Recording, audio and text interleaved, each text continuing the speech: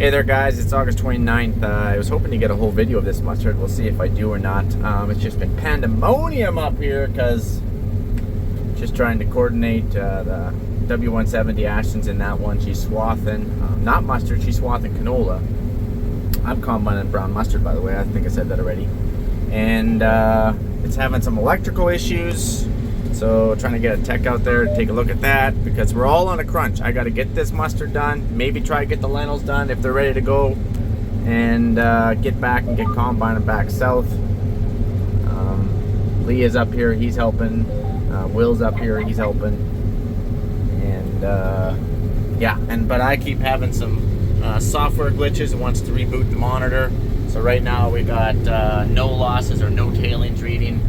In fact, I don't even really know if we have anything actually reading right with that on. And I could check mark that and reboot that puppy, but it will take about probably all of 5 minutes to do that. And we're going to wait until we dump. So I do not have a grain cart out here because the grain cart has my lentils in it, because my grain cart's way at another field where the lentils are, and I keep running down there with the combine to test them. And the last test I did was 16% moisture, dry is 13%. And I was just down there again this morning with the sprayer actually, because I was spraying the other field of lentils, 2 fields. Reglone one, hit the other one with Roundup. So I finished the other field, desiccated that one with Roundup here this morning. And then I wandered over with the sprayer to see the one that I previously sprayed with Reglone. You guys still following this? Like almost 2 weeks ago. I think it's been 2 weeks. And it's just black. Like the straw's rotting down because we've had 2.5 inches of rain on that. We did not get it off before the rain. Remember when I said we weren't going to get it before the rain? We did get it before the rain. So the downside to that is they're rotting. I gotta try to get them. So I'm thinking we're just going to say screw it, take them tough, deal with it later. I see there is more rain in the forecast, so if I don't get it before this rain, I want to take the Pro-Tail out there and Pro-Tail them under because there ain't gonna be nothing there. So I am trying frantically to get this mustard done. We probably got another, I don't know, probably got another 60 acres here. Northwest peak. Got another 60 acres here. That's Lee, he's on the sprayer right now. He's just doing some odds and ends. And this mustard's going around 20-ish, 25. That's kind of what it's going, which is kind of what I expected. Maybe a little bit better than what I expected because this was a really poor crop of mustard. Not exactly sure why it was so poor, but it was definitely really poor. Keep in mind, mustard does not yield to what canola does. It is a low yielding crop.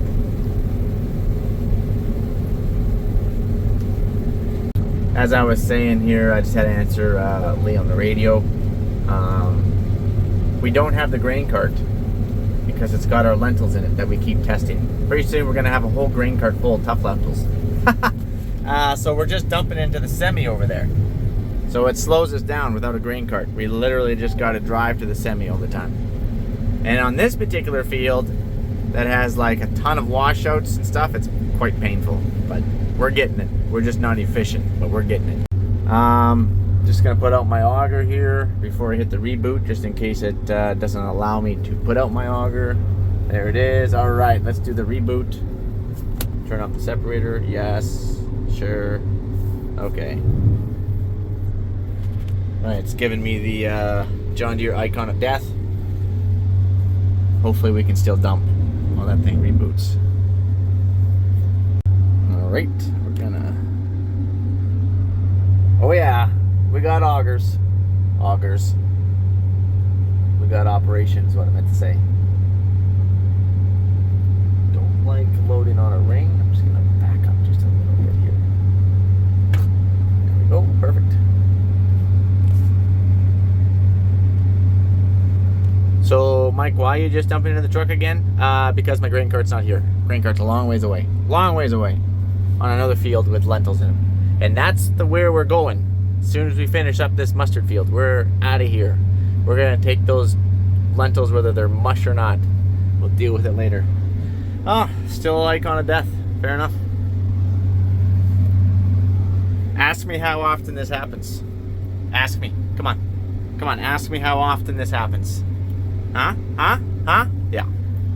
A lot. I'm not bitter about it or anything. The software glitches have been worse this year than they were last year. Okay, now it finally just shut off. Now we got to repower up. And then we're going to go a little ways and it'll pop back on again. And I thought maybe this was just a south combine problem. But apparently it's a south and it's a north combine problem. So yeah. Okay, we're done dumping. So let's get going. All right, we're just crossing. We just crossed. Oh, would you look at that? Still the icon of death. Yeah. Mm-hmm. Now we're just seriously waiting for it here. And I can't go combining. Well, maybe I can. Well, thresher's starting up. Good enough. Don't think I'll have it. Oh, I won't have any guidance. I guess I can manage. Oh, well, wait a second here. We're firing up. Come on, baby. Come on, baby. Come on. Come on. Come on. Come on. It's froze. It's froze. I will combine you. I will throw you into this combine and eat this monitor alive. If it's froze. Oh, okay, you're lucky. You're almost gonna go, buddy. You're almost. Okay, let's get cracking. Yeah, we want to keep our existing spacing. Yabba, yabba, yada, yada, yada. Okay, let's get cracking over here. Yeah, we don't care about any of that stuff. Let's go. Oh, turn our guidance on. All right.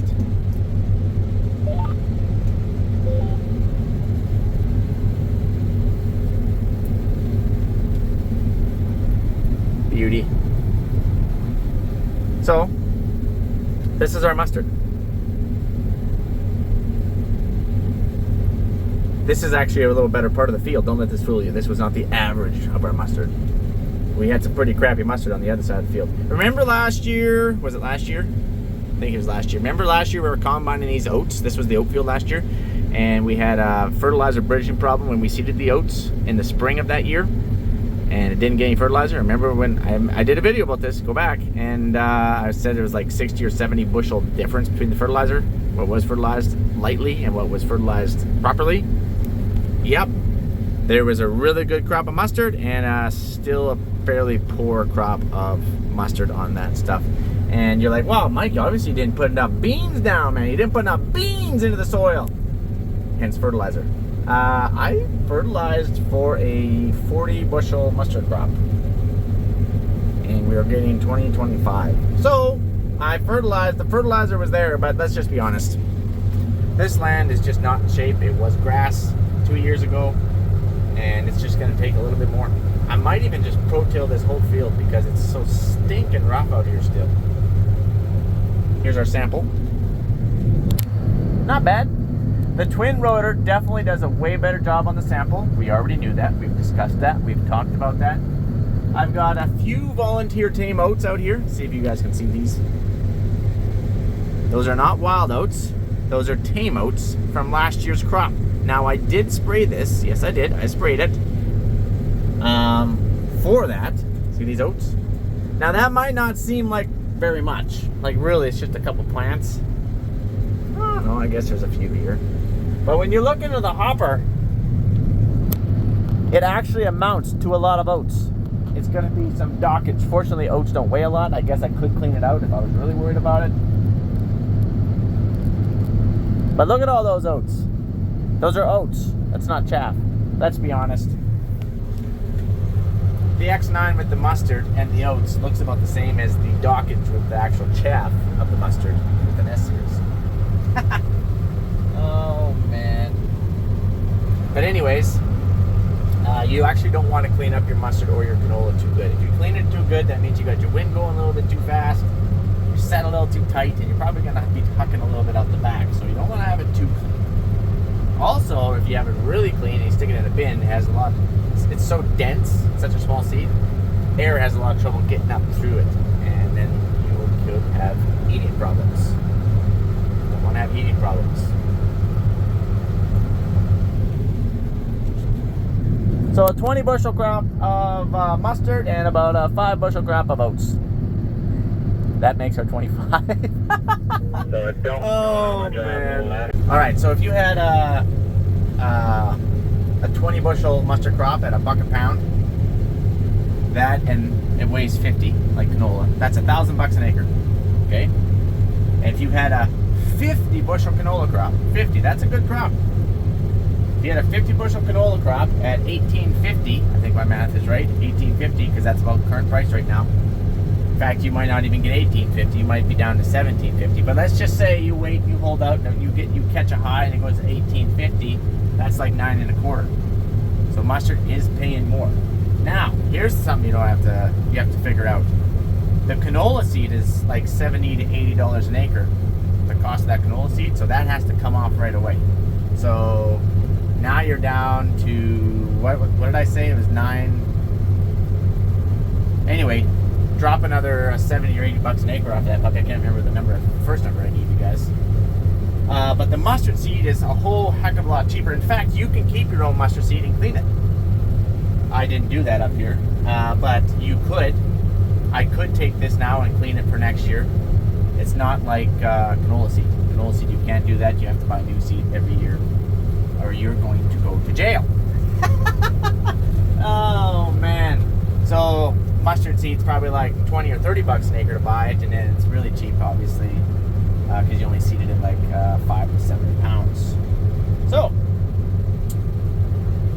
that's the reason why. So net profitability, mustard is going to pay. This is going to pay better than a 50 bushel canola crop out here.